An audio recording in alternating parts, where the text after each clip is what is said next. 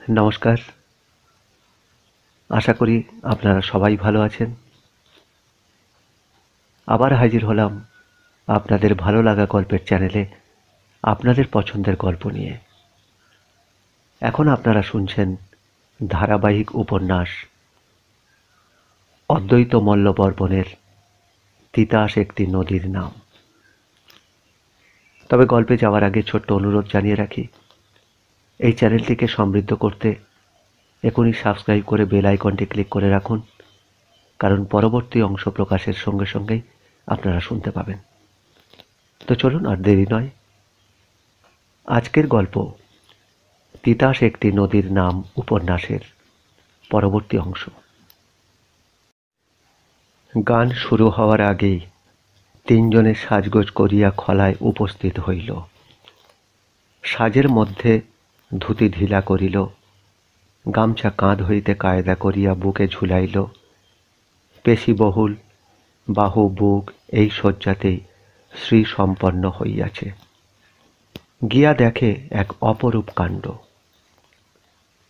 মোড়লের বড় বড় চারিটা বিল আছে।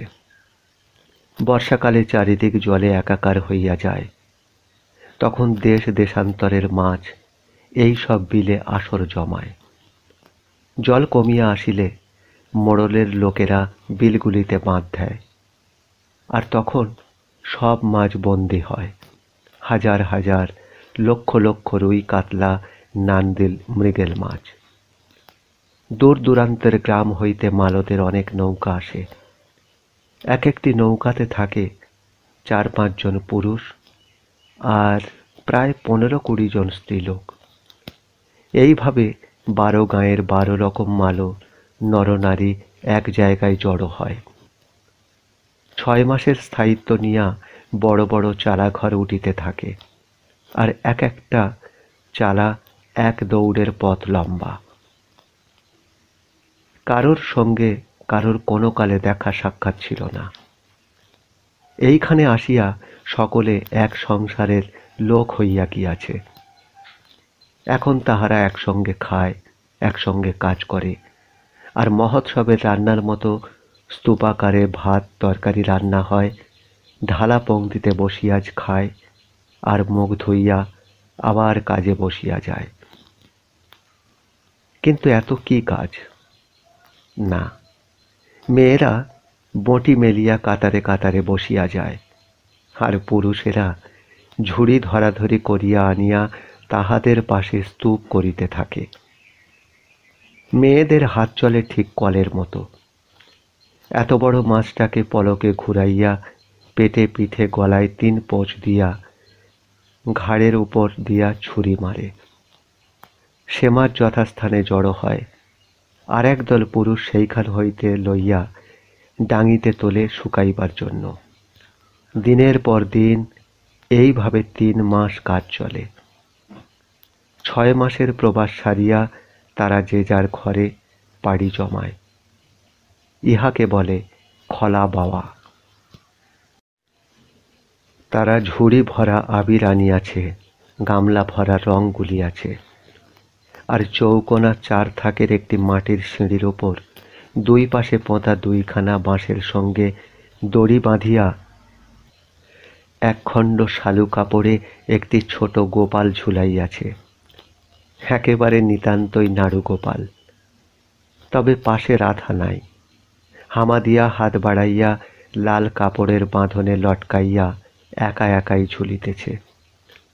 আর এক একজন আসিয়া তার গায়ে মাথায় আবির মাখাইয়া এক একটা করিয়া দোল দিয়া যায়, আর তারই দোলনে সে অনবরত দুলিয়া চলিয়াছে। এ পক্ষ প্রস্তুত। সুখদেবপুরের দল এখনো আসিয়া পৌঁছায় নাই। আপ্যায়নকারীদের একজন তিলকদিগকে ঠাকুরের কাছে নিয়া ঝুড়ি হইতে কয়েক মুঠা আবির একখানা ছোট পিতলের থালিতে তুলিয়া দিয়া বলিল, নাও, ঠাকুরের চরণে আবির দাও। প্রেমের দেবতা কোথায় কার জন্য ফাঁদ পাতিয়া রাখে কেউ কি বলিতে পারে? উজানি নগরের খলাতে কিশোর এমনই একটা ফাঁদে পড়িয়া গেল। কার সঙ্গে কার জোড় বাঁধা হইয়া থাকে তাও তো কেউ বলিতে পারে না। যাকে জীবনে কখনো দেখে নাই, একদিন হঠাৎ তাকে দেখিয়া মনে হয় সে যেন চিরজনমের আপন। প্রেমের দেবতা অলক্ষ্যে কার সঙ্গে কখন কার গাঁট ছড়া বাঁধিয়াছেন কেউ জানে না। তারা তো তিনজনে গোপালকে আবিরে রঞ্জিত করিল। তারপর কয়েকজন পুরুষ মানুষ তাদের গালে মাথায় আবির দিয়া রাঙাইবার পর ৩-৪ জন স্ত্রীলোক আবিরের থালা লইয়া আগাইয়া আসিল। আর কয়েকজন মাতৃসমা আসিল কিশোরের কাছে। তারা কিশোরের কপাল রাঙাইল। আশীর্বাদের মতো সে আবির গ্রহণ করিয়া কিশোর নিজে তাদের পায়ে আবির মাখাইয়া কপালে পায়ের ধুলা ঠেকাইল। এইবার আসিল কয়েকজন তরুণী, বন বৌদিদের বয়সী। তারা আবির লাগাইল গালে আর কপালে। কিশোর নীরবে গ্রহণ করিল। গোলমালে ফেলিল আর একজন। দেখিল অবিবাহিতা মেয়ে, দেহে যৌবনের চিহ্ন ফুটিয়াছে, সেসব ছাপাইয়া বহিয়াছে রূপের বাণ। বসন্তের এই উদাত্ত দিবসে মনে লাগিয়াছে বাসন্তী রং, প্রাণে জাগিয়াছে অজানা উন্মাদনা। পঞ্চদশী, বড়ই সাংঘাতিক বয়স এইটা। মনের চঞ্চলতা শরীরে ফুটিয়া বাহির হয়, হইবেই। মালোর মেয়েরা বিবাহের আগে অত বড় থাকে না। অত বড় হয় বিবাহের ঠিক ২-৩ বছর পরে। যেন কোথা হইতে কেমন করিয়া এই অনিম এখানে আসিয়া পড়িয়াছে। কিশোরের গালে আবির দিতে মেয়েটার হাত কাঁপিল, বুক দুরু দুরু করিতে লাগিল। তার ছন্দময় হাতখানার কোমল স্পর্শ কিশোরের মনের এক রহস্য লোকের পদ্মরাজের ঘোমটা ঢাকা দলগুলিকে একটি একটি করিয়া মেলিয়া দিল। সেই অজানা স্পর্শের শিহরণে কাঁদিয়া উঠিয়া সে তাকাইল মেয়েটির চোখের দিকে। সে চোখে মিনতি। সে মিনতি বুঝি কিশোরকে ডাকিয়া বলিতেছে, বহু জনমের এই আবিরের থালা সাজাইয়া রাখিয়াছি শুধু তোমারই জন্যে, তুমি লও। আমার আবিরের সঙ্গে তুমি আমাকেও লও। থালা শুদ্ধ তার অবাধ্য হাত দুটি কাঁপিতেছে। লজ্জায় লাল হইয়া সেই চোখ নত করিল। তাকে বাঁচাইল তার মা। মাথার কাপড় একটুখানি টানিয়া সলজ্জভাবে তার মেয়েকে নিজের বুকে আশ্রয় দিল। কিশোরের ধ্যান ভাঙিল সুবল। হাতে একটা ঝাঁকুনি দিয়া বলিল, দাদা, গানের আসরে চল। সুখদেবপুরের অর্ধেক মানুষ মাছ ধরায় গিয়াছে। মোড়ল গিয়াছে একটা শুকনো বিল লইয়া বাসুদেবপুরের লোকেদের সঙ্গে পুরানো একটা বিবাদ মিটাইতে। সুখদেবপুরের নারীরা আসিয়া খলার নারীদের সহিত মিশিল। পুরুষেরাও আসিল ঘরের দরজা বন্ধ করিয়া। পুরুষেরা কতক্ষণ রং মাখামাখি করিয়া শ্রান্ত দেহে চাটাইয়ের উপর বসিয়াছে। ওদিকে মেয়েদের রং মাখামাখির পালা চলিতেছে, আর এদিকে পুরুষদের হোলি গান শুরু হইয়াছে।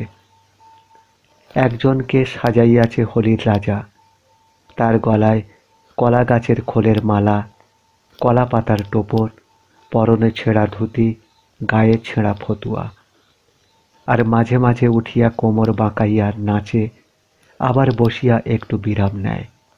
বুড়া মানুষ তো। বহুদিন পরে আনন্দের আমেজ পাইয়া তিলকের এইরূপ হোলির রাজা হইবার ইচ্ছা করিতেছিল। কিশোরের কানে কানে বলাতে উত্তর পাইল, না রে তিলক, না, আমরা হলুম গিয়া বিদেশি মানুষ, সভ্য হইয়া বইসা থাকাই ভালো।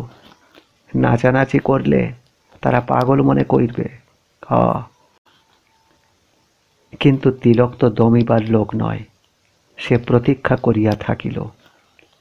গানের সম যখন চড়িবে, ঝুমুরের তাল উঠিবে, তখন সে কোনো দিকে না চাহিয়া একেবারে আসরের মাঝখানে দাঁড়াইয়া নাচিবে।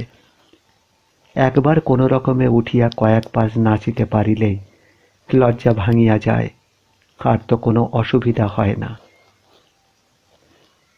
গায়কেরা দুই দলে পৃথক হইয়া গান জুড়িল, একটি রাধার দল আর একটি কৃষ্ণের দল। দোলমণ্ডলের চারিদিকে খলার ও সুখদেবপুরের মেয়েরা সেদিন একাকার হইয়া গিয়াছে। কারো হাতে একজোড়া রাম করতাল, আর কারো বা শুধু হাত। একসঙ্গে অনেকগুলি করতাল বাজিয়া উঠিল, ঝা ঝা ঝমঝম, ঝা ঝা ঝমঝম, যেন আকাশ ফাটাইয়া দিল। আর তার সঙ্গে অনেকগুলি কাঁকন পরা হাতের মিলিত করতালি। তারপর অনেকগুলি মেয়ের পা একসঙ্গে নাচিয়া উঠিল। দলের ভিতরে সেই মেয়েটিকেও দেখা গেল। সে তার মায়ের পায়ের দিকে তাকাইয়া তালে তালে পা ফেলিতেছিল, আর কিশোরের সহিত চোকাচোকি হইয়া সে তাল কাটা পড়িল, যেন পা আর তার উঠিতে চাহিল না। মা সস্নেহে মুখ ঘুরাইয়া চাহিয়া দেখে, মণ্ডলের মধ্যে থাকিয়া মেয়ের পা দুটি স্তব্ধ হইয়া গিয়াছে, আর ঘন ঘন লাজে রাঙা হইয়া উঠিতেছে। কিন্তু কারণ কি? না, অদূরে দাঁড়াইয়া কিশোর তাহাকেই দুই চোখের দৃষ্টি দিয়া যেন গ্রাস করিতেছে। মণ্ডলের তালভঙ্গ হইতেছে দেখিয়া মা তাহাকে ঠেলিয়া বাহির করিয়া দিল। মণ্ডল ছাড়া হইয়া সে আরো বিপন্ন হই বোধ করিল। এইবার সে যে কি করিবে ভাবিতেছে, ঠিক এমন সময় ভয়ানক কাণ্ড ঘটিল। দমকা হাওয়ার মতো একটা আকস্মিক শব্দে মেয়েদের কণ্ঠ পদস্তব্ধ হইয়া গেল। মৃদু তরঙ্গায়িত তড়াকে যেন সহসা জাগিল ঝঞ্ঝার বৃক্ষ। সুখদেবপুরের পুরুষ যারা উপস্থিত ছিল, চক্ষুর পলকে উঠিয়া মালকোচা মারিয়া রুখিয়া দাঁড়াইল। যে ঘরে লাঠি সোটা থাকে, সেই ঘরে ঢুকিয়া কয়েকজন বিদ্যুতের গতিতে লাঠি তাড়া করিয়া বাহির করিয়া আনিল। সাজো সাজো রবে খলা তোলপাড় হইয়া উঠিল। ইহারি পটভূমিকায় কিশোর মূর্ছিতা মেয়েটাকে পাঁজাকোলা করিয়া তুলিয়া ঘন ঘন হাঁকিতে লাগিল। ওরে, এর মা কই, এর মা কই? ডরে অজ্ঞাত হইয়া গেছে রে। জল আন, জল আন, পাঙ্খা আন। মেয়েটার চুলগুলি আলগা হইয়া মাটিতে লুটাইয়া পড়িয়াছে, গলা টান হইয়া মাথাটা এলাইয়া পড়িয়াছে, বুকটা চিতাইয়া এতখানি উঁচু হইয়াছে যে কিশোরের নিঃশ্বাস লাগিয়া বুঝিবা আবরণটুকু খসিয়া যায়। মা এক জায়গায় দাঁড়াইয়া তখনও কাঁপিতেছিল। কিশোরের ডাকে সম্বিত পাইয়া ভাড়ার ঘর হইতে তেল জল পাখা আনিল। কিশোর তেল জল এক করিয়া গায়ের জোরে খুঁটিয়া দিয়া হাতের তালুতে চাপিয়া চাপিয়া মাথায় দিতে মেয়েটা চোখ মেলিয়া চাহিল। কিশোর তাহার মাকে বলিল, নেন, আপনার মাইয়া আপনি নেন। কয়টি কথা ঠিক জামাইয়ের মুখের কথার মতো হইয়া মেয়ের মার কানে গিয়া ঝঙ্কার তুলিল। সেই দিন হইতে এক মহাযুদ্ধের সূত্রপাত রহিয়া গেল। বাসুদেবপুরের ওরাও কম নয়, সংখ্যায় তারা বেশি, আর দাঙ্গাতেও খুব ওস্তাদ। কিন্তু সুখদেবপুরের মালোরা বিপদ আসিলে কেহ পিছপা হয় না। বিশেষত তাহাদের মোড়লকে ইহারা আটকাইয়া রাখিয়াছে। এই ঝগড়াটা ছিল অনেক দিন আগেকার। আসলে বিনা রক্তপাতে যাহাতে মীমাংসা হয়, তারই চেষ্টা করিতে মোড়ল তাহাদের গ্রামে গিয়াছিল, আর ফিরিয়া আসে নাই। কাজেই সুখদেবপুরের মালোরা স্থির থাকিবে কি করিয়া? তাই একটা মহাপ্রলয়ের আভাস লইয়া প্রহরগুলি অতিক্রান্ত হইতে লাগিল। তাই সব কিছু সাজাইয়া গোছাইয়া লইয়া মালোরা শুধুমাত্র একটি ইঙ্গিতের অপেক্ষায় প্রস্তুত হইয়া রহিল। কিশোরের মনে একটা অস্বাভাবিক আশা জাগিয়াছে। সেই মেয়েটির সঙ্গে তাহার বিবাহ হইবে। আশাটা করাও অস্বাভাবিক এই জন্য সে নিজে কাউকে কিছু বলিতে পারিবে না, বরং তাকে কেউ আসিয়া বলুক। মনে মনে সে কল্পনার রং ফলায়। আচ্ছা, এমন হয় না মেয়ে পক্ষ কেউ আসিয়া তাকে বলে, কিশোর, এই কন্যা তোমারে দিলাম, লইয়া গিয়া বিয়া করো। খলার কাছে নদীর স্রোতের একটা আড় পড়িয়াছে। বিকালে সেখানে জাল ফেলিয়া যাইতে কিশোর বলিল, আজ জাল লাগামু গিয়া খলার ঘাটে। খলার ঘাটে গিয়া কিশোর বাঁশের আগায় জাল জুড়িতেছে, আর তুষিতের দৃষ্টিতে ঘরগুলোর দিকে তাকাইতেছে। তাহারই সমবয়সের একটি তরুণকে খলার ভিতর হইতে বাহির হইয়া আসিতে দেখা গেল। লোকটা কিশোরের নৌকার দিকেই আসিতেছে, কিন্তু তার এদিকে আসিবার হেতুটা কি থাকিতে পারে? কিশোর ভাবিয়া রোমাঞ্চিত হইল। এ বোধহয় তারই কোনো ভাই হইবে, হয়তো সম্বন্ধের কথা চালাইতে আসিতেছে। কিন্তু সত্য সত্যই লোকটা কিশোরের নিকট আসিয়া আত্মীয়তার ভঙ্গিতে কথা বলিল। বলিল, আপনারা দেশ নাকি সুদেশ? দেখতে বড় ইচ্ছে করে। কায়স্থ আছে, ব্রাহ্মণ আছে, শিক্ষিত লোক আছে। বড় ভালো দেশে থাকেন আপনারা। সময় নাই, এখনই জাল ফেলিতে হইবে। শিক্ষিত লোকের দেশে থাকার যে কি কষ্ট, এ আর এদের মতো দেশে থাকার কি যে সুখ, এ কথাগুলি অনেক যুক্তি প্রমাণ দিয়া বুঝাইবার কিশোরের সময় নাই। কিশোর কেবল শুনিয়া গেল। এই যে গো, আপনার সাথে একখান কুটুম্বিতা করতে চাই। কিশোরের সকল শিরা উপশিরা একযোগে স্পন্দিত হইতে লাগিল। বলিল, আমরা হলুম গিয়া গরিব মানুষ, আমরার সাথে কি আপনারা কুটুম্বিতা মানায়? আরে না না, আমরাও তো গরিব। গরিব গরিবকেই কুটুম্বিতা মানায়। কি কন আপনি? কিশোরের মনের আকাশে রং ধরিল। জানিয়া শুনিয়াও কেবল পুলকের তাড়নায় জিজ্ঞাসা করিল, তা কে কুটুম্বিতা করতে চান? বন্ধুস্তি গো, বন্ধুস্তি। আপনার আমার মধ্যে বন্ধুস্তি। কত দেশে তো ঘুরলাম, মনের মতো মানুষ পাইলাম না। আপনারে দেখা মনে হইল একদিনে পাইলাম। আচ্ছা বেশ, বন্ধুস্তি করলাম। না না, মুখে মুখের বন্ধুস্তি না, বাদ্য বাজনা বাজাইয়া গামছা কাপড় বদল কইরা।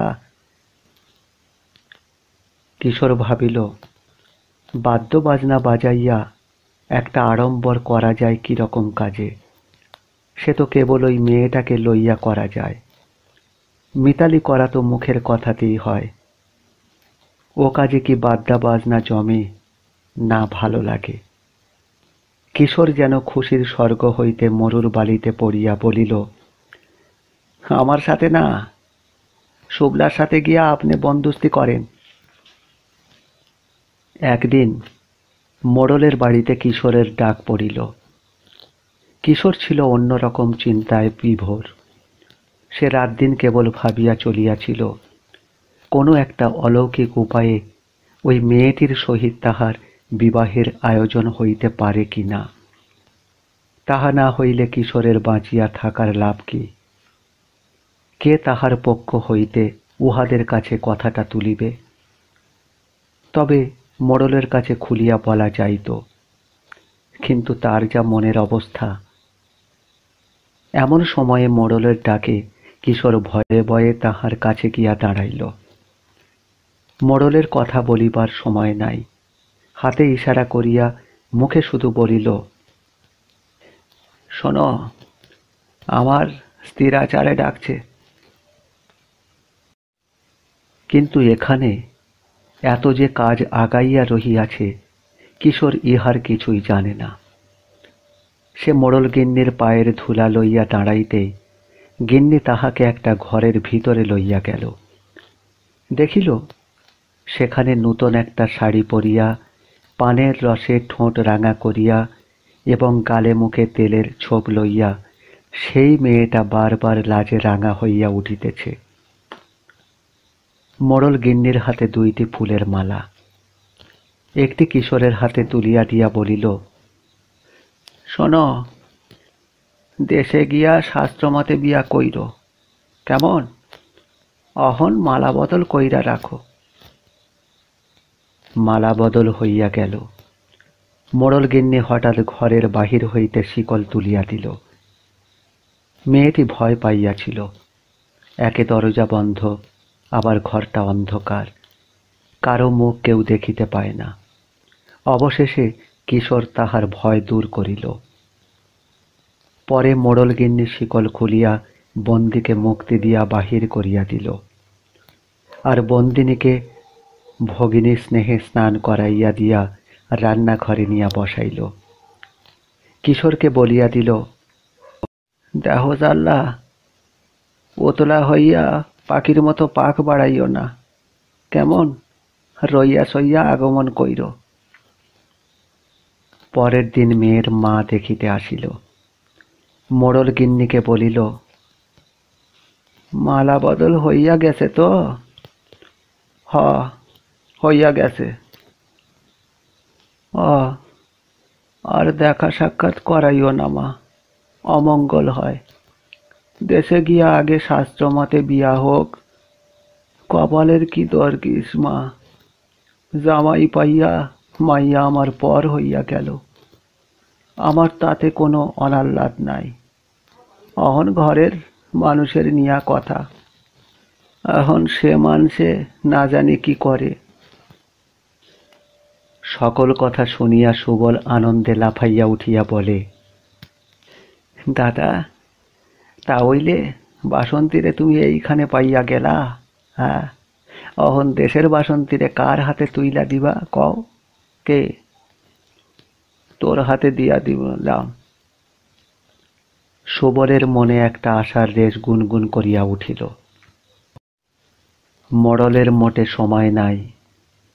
এক ফাঁকে 2-1 কথায় জানাইয়া দিল খলার পরবাসীদিগকে যে 2-1 দিনের মধ্যেই খলা ভাঙিয়া যে যার দেশের দিকে পাড়ি দিতে হইবে। কিশোরকেও মোড়ল ভুলিল না। মেয়ের বাপের সামনে তাহাকে ডাকাইয়া নিয়া বলিল, শোনো, কন্যা তো পাইয়াছ, তা দেশে গিয়া ধর্মসাক্ষী কইরা বিবাহ করিও, কেমন? সে তোমার জীবনের সাথী, ধর্মকর্মের সাথী, ইহকাল পরকালের সাথী। তাকে কোনোদিন অযত্ন করিও না। আর কাল তোমার শুকনা মাছ বিক্রি হইয়া যাইবে। খরাডাঙ্গার দলের সাথে তুমিও দেশের দিকে নাও ভাসাইও। আমার সঙ্গে আর দেখা হইব না। সত্যি মোড়লের সময় নাই। মোড়ল উঠিয়া পড়িল। মেয়ের বাপ সামনে বসিয়া আছে, রাগী মানুষ। তার কাছে কিশোর নিজেকে অপরাধী মনে করিতে লাগিল। বাপ গম্ভীর স্বরে জিজ্ঞাসা করিল, নাম কি আপনার? শ্রীযুক্ত কিশোর চাঁদ মূল্য ব্রাহ্মণ, পিতা শ্রীযুক্ত রামকেশব মূল্য ব্রাহ্মণ, নিবাস গোকর্ণঘাট, জেলা ত্রিপুরা। লোকটা এক টুকরা কাগজে টুকিয়া লইল। কিশোর নত হইয়া তাহার পায়ের ধুলা লইয়া দাঁড়াইয়া দেখে লোকটা খলার দিকে চলিয়া যাইতেছে। খলার ঘাটে সবগুলি নৌকা যাত্রার জন্য প্রস্তুত হইল। ওপারে বাসুদেবপুরবাসীরা এরই মধ্যে লাঠি কাঁধে ফেলিয়া মালকোচা মারিয়া পথে নামিয়া পড়িয়াছে। এপারে খলার ঘাট হইতে তাহাদিগকে স্পষ্ট দেখা যাইতেছে। কিশোরের মনে হইতেছিল আকাশ কোণের কোনো মেঘলোক হইতে একখণ্ড কালো মেঘ যেন ঝটকার আভাস লইয়া দ্রুত ছুটিয়া আসিতেছে। মোড়লকে ফেলিয়া যাইতে কিশোরের মনে বড় কষ্ট হইল। তাহার কেবল মনে হইতে লাগিল, এত লোকজন, এত টাকা পয়সা, কাজ কারবারের মধ্যে থাকিয়াও লোকটা যেন কত অসহায়। আর ওই মোড়ল গিন্নি, সেও যেন আরো অসহায়। কিন্তু যাইতেই হইবে, মোড়লের কড়া হুকুম। আজ বিলের পারে প্রলয় কাণ্ড হইবে, তার আগে নৌকা বিদায়ের পালা। এই নৌকা বিদায় বড় মর্মস্পর্শী। নববধূকে নৌকায় তুলিয়া দিতে আসিয়া মোড়ল গিন্নি কাঁদিয়া ফেলিল। তাহার চোখের জল দেখিয়া কিশোরের বুক ফাটিয়া কান্নায় বাহির হইতে চায়। সকালবেলা নৌকা বাহিয়া বিকাল পড়িলে তিলকের মাথায় এক সমস্যা আসিয়া ঢুকিল। খানিক ভাবিয়া নিয়া নিজে নিজেই সেই সমস্যার সমাধান করিয়া বলিল, ডাকাইতের মুল্লুক দিয়া নাও চালামু। তার মধ্যে আবার মাইয়া লোক। আমি কই, কিশোর, তুই একখানা কাম কর, ওই পাটাতলের নিচে বিছনা পাত, বুঝলি? কেউ যেমন না দেখে, কেউ যেন না জানে। কর কর। কিশোর নৌকার তলায় কাঁথা বালিশ দিয়া বধূর প্রবাস জীবনের স্থায়ী শয্যা রচনা করিল। রাত্রি হইলে এক স্থানে নৌকা বাঁধিয়া রান্না খাওয়া সারিল। বউকে তুলিয়া খাওয়াইল, আবার সেইখানেই লুকাইয়া রাখিল। আর শোইবার সময় কিশোরের হাবভাব লক্ষ্য করিতে করিতে তিলক এক ধমক দিয়া বলিল, আমি বুড়া মানসে একখান কথা কইয়া থুই কিশোর, শোন। ওই নাওয়ের ডরার ভিতরে নজর লাগাইও না কিন্তু। লজ্জা পাইয়া কিশোর সুবলকে লইয়া এক বিছানায় শুইয়া পড়িল। পরের দিন আবার আঁধার থাকিতে নাও খুলিয়া দিল। তিলকের এমনই কড়া শাসন যে তাহাকে স্পর্শ করা তো দূরে থাক, তাহাকে চোখে দেখাও পর্যন্ত উপায় নাই। খাওয়ানো শোয়ানোর ভার পড়িয়াছে সুবলের উপর। কিশোর নিজের নৌকার মালিক হইয়াও এ বিষয়ে তিলকের আইন মানিয়া লইতে বাধ্য হইল। নৌকার পাছায় কড়া টানিতে টানিতে সুবল জিজ্ঞাসা করিল, দাদা, বউ তুমি মনের মতো পাইছ তো? কিশোর সলজ্জভাবে হাসিয়া বলিল, কি কইরা কইরে ভাই, ভালো কইরা দেখলাম না, জানলাম না। কোন দিন দেখছিলাম মনেও নাই, বিস্মরণ হইয়া গেছে। অহনার চেহারা নমুনা মনেই তো পড়ে না। কেউ বদলাইয়া দিয়া গেলেও চিনতে পারুম না, বুঝলি? চৈত্র মাস গিয়াছে। গ্রীষ্মের বৈশাখেই এ নদীতে জল বাড়িতে থাকে আর উজানি স্রোত বহিতে শুরু করে। কিশোর অমানসিক শক্তিতে গুণ টানে, আর নৌকা সাপের মতো সাঁতার দিয়া স্রোত ঠেলিয়া চলে। লম্বা গুণ অনেক দূরে থাকিয়া টানিতেছে। সুবল হাত ঠিক রাখিয়া তাহার দিকে চাহিয়া চাহিয়া দেখিতেছে, যেন তাহাকে আরো ছোট দেখাইতেছে। একটি জায়গা হইতে নদী পার ডুবিতে আরম্ভ করিয়াছে। পাতা জল ভাঙিতে ভাঙিতে এক সময়ে হাঁটু জলে গিয়া পড়িল। হাঁটু জল ক্রমে কোমর গিয়া ঠেকিল। কোটির কাপড় ভিজাইয়া কিশোর কোমর জল ভাঙিয়াই গুণ টানিতেছে, আর সুবল চাহিয়া চাহিয়া দেখিতেছিল, কিন্তু লক্ষ্য ছিল না। যখন লক্ষ্য হইল, সে হা হা করিয়া উঠিল। কিশোর দাদা, তুমি করতে আছো কি? আরে গুণ মারো, গুণ মারো, নইলা ক্ষেত এখন পানক সাপ থাকে। তুমি গুণ মাইরা নামে ওঠো। চৈতন্য পাইয়া কিশোর গুণ মারিয়া নৌকায় উঠিল। সামনা হইতে হু হু করিয়া জোরালো বাতাস আসিতেছে। মেঘনার বুক জুড়িয়া ঢেউয়ের তোলপাড় চলিয়াছে। নৌকা এক হাত আগায় তো আর এক হাত পিছাইয়া যায়। দুইটি প্রাণী গলুয়ে বসিয়া দাঁড় টানিতেছে। বড় বড় ঢেউয়ের মুখে পড়িয়া নৌকা একবার শূন্যে উঠিতেছে, আবার ধপাস ধপাস আছড়াইয়া পড়িতেছে। গলুয়ে দাঁড় হাতে প্রাণী দুইটি এক একবার কোমর অবধি ডুবিয়া যাইতেছে, আর ঝলকে ঝলকে নৌকায় জল উঠিতেছে। মাঝে মাঝে দাঁড় টানা বন্ধ করিয়া কিশোর সেই জল সেঁউতিতে করিয়া ছেঁচিয়া ফেলিতেছে। আবার নাওয়ের পাছায় সুবল বাতাসের ঝাপটায় আর জলের ছাটে ভেজা কাকের মতো হইয়া গিয়াছে। তবু এক একবার গায়ের সবটুকু জোর নিংড়াইয়া লইয়া চাপ দিতেছে। দম দেওয়া কলের মতো নৌকাটা সে চাপে একটু আগাইয়া গিয়াই দম ভাঙা হইয়া পিছনে সরিয়া আসিতেছে। তিলকের মুখে কথা নাই। কিশোর স্খলিত স্বরে বলিল, ভাইয়া সুবল, আর বুঝি দেশে যাওয়া হইল না রে? শুনিয়া ব্যথিত সুবল আরো জোর খাটাইল, যেন একেবারে ভাঙিয়া পড়িতে চাহিল। রাধা খাওয়ার সময় নাই, বিশ্রামের অবসর নাই, এক ছিলিম তামাকো পর্যন্ত খাইবার অবকাশ নাই।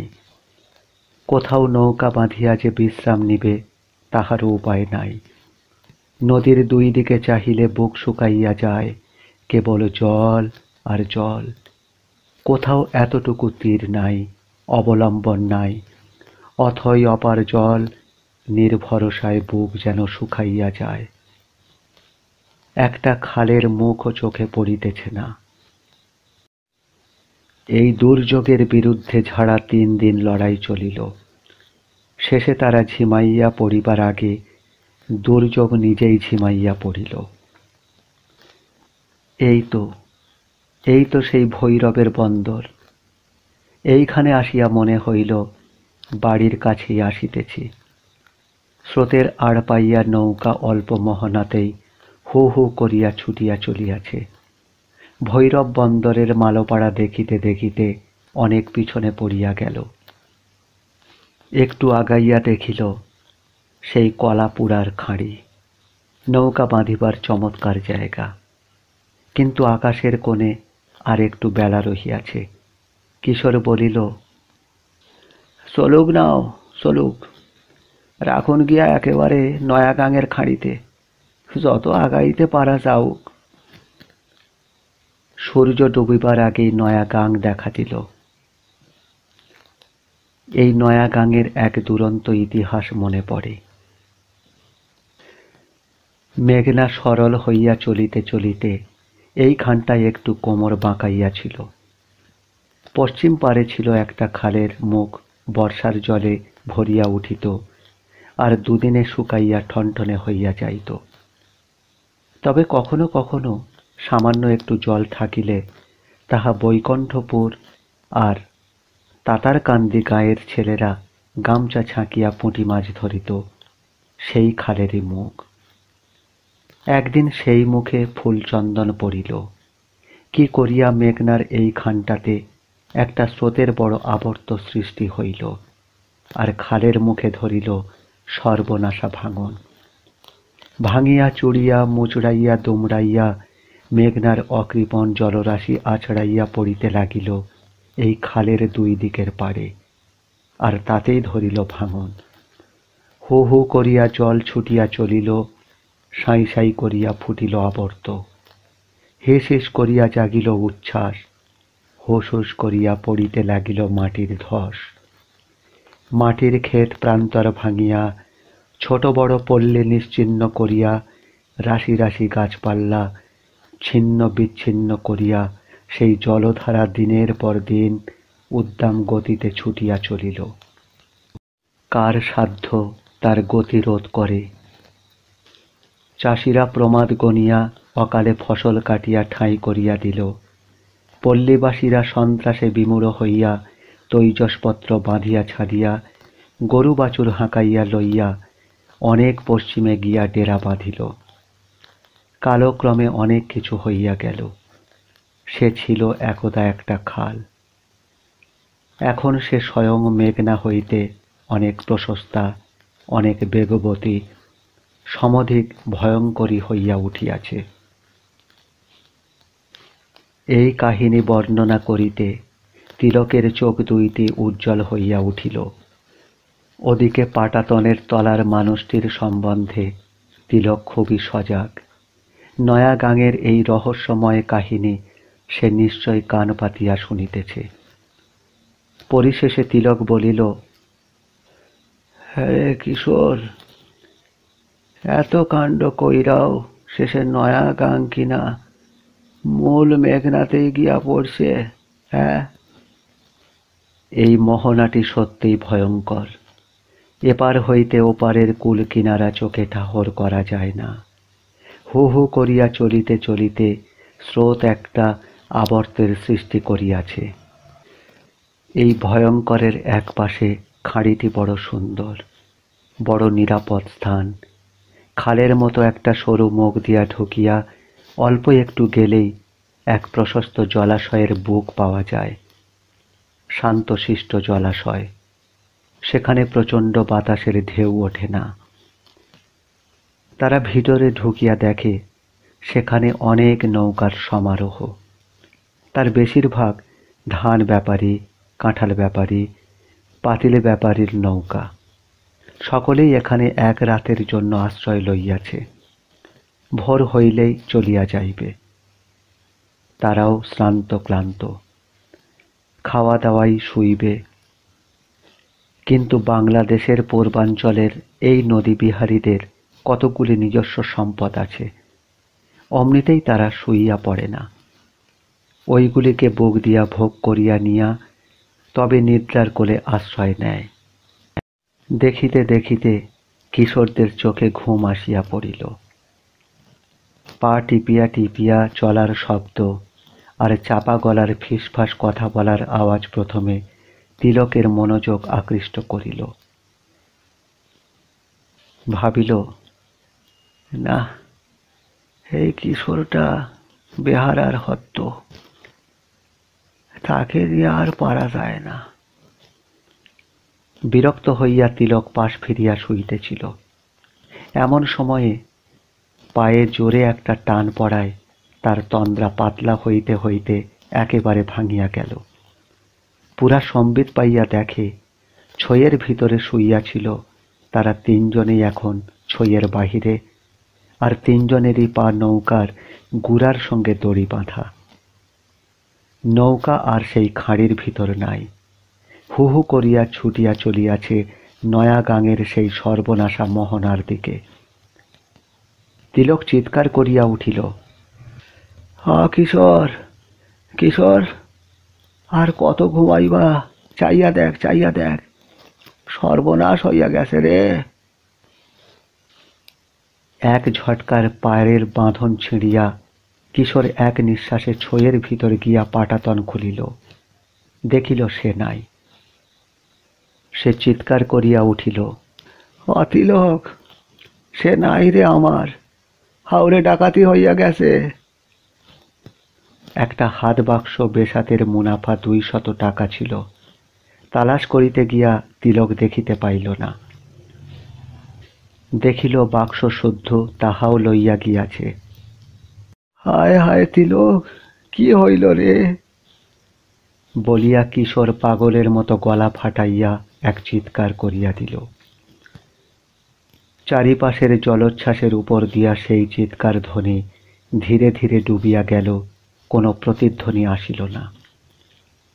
এদিকে মাঝ মোহনার জলের উচ্ছ্বাস ধ্বনি ক্রমে নিকটবর্তী হইতেছে। নৌকাটা চুম্বকের মতো আকৃষ্ট হইয়া সেই দিকে লক্ষ্য করিয়া চলিয়াছে, আর আকাশে তখন অজস্র জ্যোৎস্না। তিলক সচেতন হইয়া বলিল, এই দেখ শুলা, পাছায় গিয়া হালের কোড়ায় হাত দে। শুনিয়া প্রবলভাবে আপত্তি জানাইয়া কিশোর বলিল, না না তিলক, নাও আর ফিরাইও না, যার দিকে রোগ করছে তার দিকে যাউক না। সুবল তিলকের আপ্রাণ চেষ্টায় নৌকাখানা কোনো মতে আসন্ন ধ্বংসের হাত হইতে রক্ষা পাইল। রাত্রির বিভ্রান্তিতে কুল কিনারা দেখা যাইতেছিল না, তাহাও শেষ পাওয়া গেল। রাতটা বিশ্রী রকমের দীর্ঘ, যেন ফুরাইতেছিল না। অবশেষে তাহা ফুরাইয়া সকাল হইল, কিন্তু রাতের ঝড়ে পাখির সেই যে ডানা ভাঙিল, সে ডানা আর জোড়া লাগিল না। কিশোর দাঁড়ে গিয়া বসিয়াছিল। বারবার তার হাত হইতে দাঁড় খসিয়া পড়িতেছে দেখিয়া তিলকের দয়া হইল। যাও কিশোর, দাঁড় তুইলা ছইয়ের তলে যাও। কিশোর ছইয়ের ভিতর আসিয়া পাটাতনের উপর বসিল।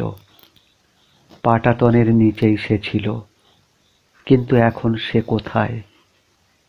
সুবলের হাতে হালের বৈঠাও নিস্তেজ হইয়া আসিল। কেবল তিলকের বৃদ্ধ হাতের দাঁড় টানাকে সম্বল করিয়া নৌকা মন্থর গতিতে আগাইতে লাগিল। এখানে তিতাসের মোহনা। মোহনার সঙ্গে সম্পর্ক চুকাইয়া এখন ইহারই মুখ দিয়া প্রবেশ করিতে হইবে। যাইবার সময় মুখটা আরো সংকীর্ণ ছিল, এখন বর্ষার জলে সে মুখটা অনেক বড় হইয়া গিয়াছে।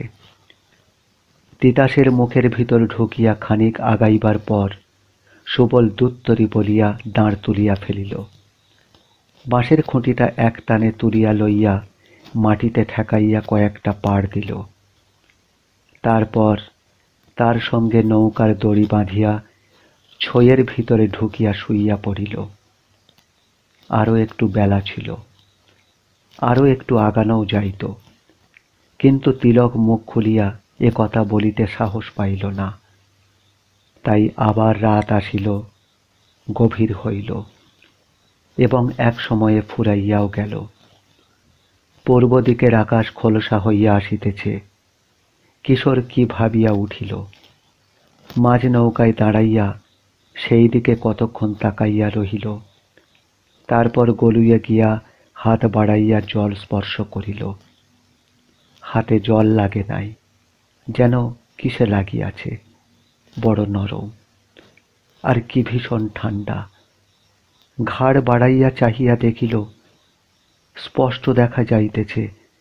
দেখিয়া কিশোর খুব জোরে একটা চিৎকার করিয়া উঠল। দেখিল একটা নারী দেহ ভাসিয়া রহিয়াছে, কোমর হইতে পা অবধি একেবারে খাড়া জলের নিচে, আর বুকটা চিতাইয়া ভাসিয়া উঠিয়াছে। গলাটা টান হইয়া মাথা পেছন দিকে চলিয়া গিয়াছে, আর লম্বা চুলগুলিকে লইয়া তিতাসের মৃদু মন্দ স্রোত টানাটানি করিতেছে। তিলক, এই দেখা যাও।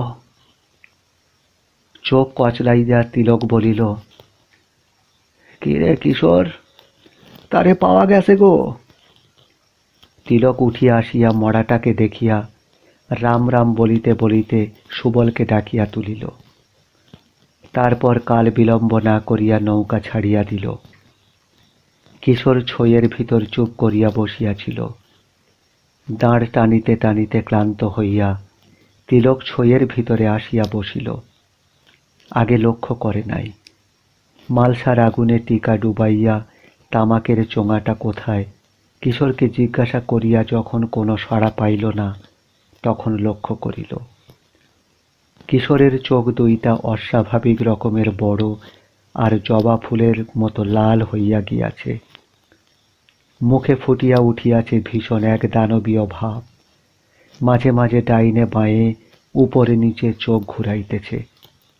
তিলক আঁতকাইয়া উঠিয়া চিৎকার করিল, শুভলা, আরে দেখা যা, দেখা যা, এ কিশোর পাগল হইয়া গেছে রে।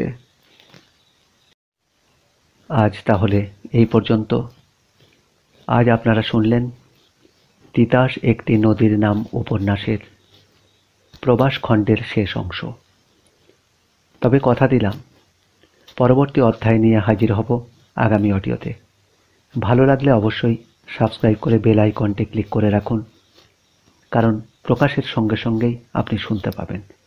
তবে হ্যাঁ, যাওয়ার আগে আগামী যে আসছে উপন্যাস, তার এক ঝলক আপনারা শুনুন। নাম এখন নয়। আশা করি আপনাদের ভালো লাগবে। তো চলুন শোনা যাক আগামী সেই বিখ্যাত উপন্যাসের এক ঝলক, হয়তো আপনাদের পরিচিত উপন্যাস। কাশী বিদ্যাপীঠে পড়িবার সময়ের একটি রাত্রের কথা মনে পড়িতেছে। রাত জাগিয়া পড়িতেছি আমি আর সকলতেও। কাশী বিদ্যাপীঠে পড়িবার সময় সেবার যখন পুলিশ আমাকে গ্রেপ্তার করে সন্দেহক্রমে রাজনৈতিক হত্যাকাণ্ডের চার্জে, তখন শতই ফাঁসির কথা মনে হইত। পরে অবশ্য পুলিশ প্রমাণাভাবে ছাড়িয়া দেয়। সত্যই আমি উহাতে লিপ্ত ছিলাম না, কিন্তু ফাঁসি যাওয়ার ভয় আমার বিলক্ষণ ছিল। বোধহয় সত্য সত্যই ফাঁসির হুকুম হইয়া গিয়াছে বলিয়া ভয় কমিয়া গিয়াছে। সেদিন সুপারিনটেন্ডেন্ট আসিয়া আমাকে জিজ্ঞাসা করিয়াছিলেন কোনো জিনিসপত্রের আমার দরকার আছে কি না, অর্থাৎ যাহা চাও সম্ভব হইলে দিব। ছেলেবেলা হইতে শুনিয়া আসিতেছি যে ফাঁসির আসামিকে এইরূপ জিজ্ঞাসা করে, আর অধিকাংশ লোকই ভালো খাবার টাবার খাইতে চায়। এখন নূতন সুপারিনটেন্ডেন্ট কি আমার নিকট হইতে এরূপ প্রার্থনা আশা করিয়াছিলেন নাকি? তবে আমার খুব লোভ হইয়াছিল একটি মশারির কথা বলিতে। ভাবিলাম যে কয়দিন আরামে ঘুমাইয়া লওয়া যায়, কিন্তু বলিবার সময় বলিতে পারিলাম না। কেমন যেন আত্মসম্মানে আঘাত লাগিতে লাগিল। তাই বলিলাম, ধন্যবাদ, আমি বেশ আরামেই আছি, কোনো জিনিসের দরকার নেই। আমার কোনো জিনিসের দরকার নাই বলিবার পর সেদিন মনে বেশ তৃপ্তি হইয়াছিল। খালি তৃপ্তি না, গর্ব, হ্যাঁ গর্বই হইয়াছিল। সেই সন্তোষদার মুখে ছোটবেলায় স্বদেশী যুগের গল্প শুনিয়া কতবার চোখে জল আসিয়া গিয়াছে। অমর মৃতের সেই স্মৃতি আমার চোখের সম্মুখে ভাসিয়া উঠিয়াছে। এখন আর বিরক্ত করিও না, শান্তিতে মরিতে দাও। বড়ই গরম, ছেলে বায়ু চলাচলের রাস্তা নাই। দরজার উপর মেঝেতে গরাদ ধরিয়া বসিয়া থাকি, যদি বাহিরের ঠান্ডা কিছু পাওয়া যায়। ঘরের বদ্ধ গুমোট হাওয়ায় মাথা কেমন যেন ভার ভার মনে হয়। আমি লক্ষ্য করিয়াছি যে এই সময় কিছুক্ষণ গরাদের ভিতর দিয়া মুখ নাক যতদূর বাহির করা যায় ততদূর বাহির করিয়া বাহিরের মুক্ত বাতাস সেবন করিলে ধীরে ধীরে মাথার ভার ভার ভাবটি কাটিয়া যাইতে থাকে। আগে অবশ্য মাথার কষ্ট আরো বেশি হইত, কিন্তু কিছুদিন হইতে স্নান করিবার সময় ওয়ার্ডার একটু করিয়া সরিষার তেল দেয়। কোথা হইতে একটি পুরাতন মাখনের টিনে একটু তেল জোগাড় করিয়াছে। বোধহয় ফাঁসির আসামির প্রতি এই অনুকম্পা। প্রথমে ভাবিয়াছিলাম লইব না, কিন্তু সে যখন কোনো কথা না বলিয়া হাতে ঢালিয়া দিল তখন আর আপত্তি করি নাই। বোধহয় মাথার অস্বস্তির কথা মনে করিয়া। তাহলে বন্ধুরা, নিশ্চয়ই এতক্ষণে আপনাদের মনে পড়েছে। তবে বেশি দেরি নয়, খুব তাড়াতাড়ি এই গল্পটি আপনারা পেতে চলেছেন। আজ আর নয়, আবার আগামী অডিওতে। আপনারা ভালো থাকুন, সবাইকে ভালো রাখুন। শুভরাত্রি।